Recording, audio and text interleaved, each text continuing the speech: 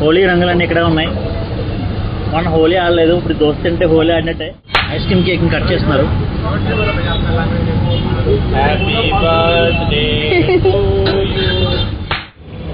Famous ice cream dosa is ready with chutney ఉంటుంది దీనికి. Ice క్రీమే చట్నీ లాగా. So you want try.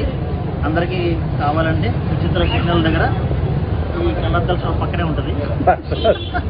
Mat 2 అయిపోతారు. నిన్ను అడిగారా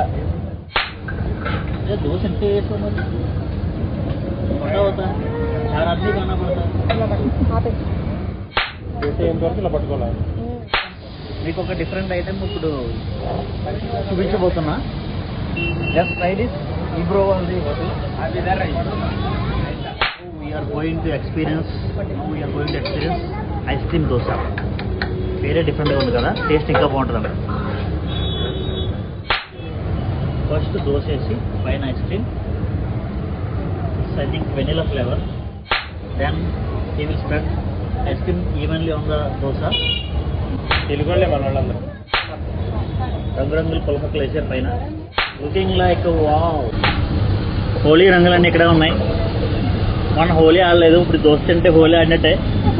ఇంద్రధనుస్సులో రంగులన్నీ ఇక్కడే ఉన్నాయి. రెయిన్బో రంగులన్నీ ఇక్కడే ఉన్నాయి. ఇంద్రధనుష్ ఇంకా రామధనుష్. ఐస్ క్రీమ్ కేక్ కట్ చేస్తున్నారు.